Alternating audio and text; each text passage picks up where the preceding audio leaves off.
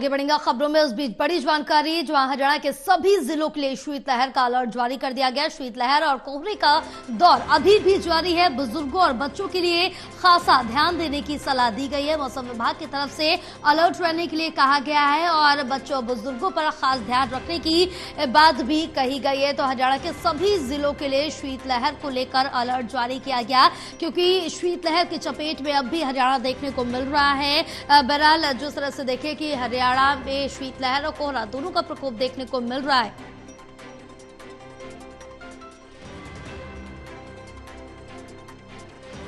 तो हरियाणा के सभी जिलों में शीतलहर का अलर्ट जारी है। शीतलहर और कोहरे का दौर अभी भी हरियाणा में देखने को मिल रहा है। बुजुर्गों और बच्चों के लिए खास ध्यान देने की सलाह मौसम विभाग की तरफ से दी गई है कि बच्चों का और बुजुर्गों का खास ख्याल रखें। अगर जरूरत पड़े तभी बाहर निकले, अन्यथा घर पर ही रहे।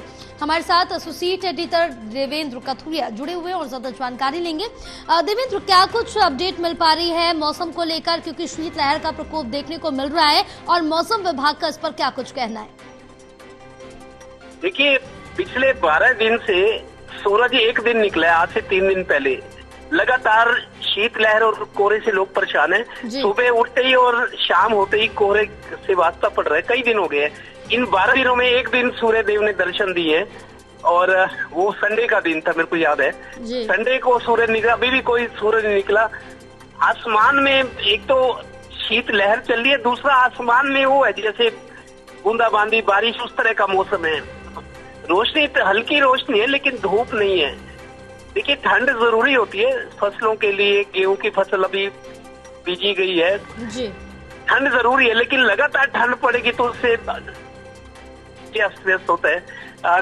दिल्ली से जो रेल ट्रैफिक जा रहा है सोनीपत पानीपत होते हुए पंजाब जम्मू कश्मीर, वो प्रभावित हो रहा है। सुबह वाली ट्रेनें शाम आपको आ रही हैं, शाम वाली ट्रेनें सुबह को आ रही हैं और शीतलहर से दिनचर्या अस्त व्यस्त है और काम पे भी प्रभाव है। जो आउटपुट होती है कि किसी को कोई भी काम करना है, चाहे वो फैक्ट्री वाला है चाहे दफ्तरों में भी है, सर्दी का असर काम काज पे पड़ा है और काम की जो आउटपुट होती है वो उसकी जिंदगी की रफ्तार धीमी हुई है। और मौसम विभाग का ये कहना है कि अगले 3 दिन गहरा कोहरा छाया रहेगा और शीतलहर का असर भी रहेगा।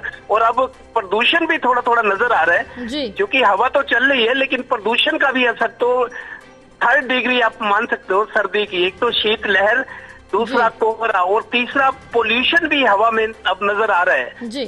प्रदूषण भी होने से मतलब 3 तरफा की दिक्कत है, लेकिन कोई क्या कर सकता है? इंतजार कर सकता है या अपना बचाव कर सकता है? बिल्कुल, बचाव काफी ज्यादा महत्वपूर्ण है। 3-4 दिन और इसी तरह का मौसम रहेगा। बिल्कुल, बचाव काफी ज्यादा महत्वपूर्ण है। वृद्धों को और बच्चों का खास ख्याल रखने की भी अपील की गई मौसम विभाग की तरफ से। बहरहाल तमाम जानकारी साझा करने के लिए बहुत शुक्रिया देवेंद्र आपका।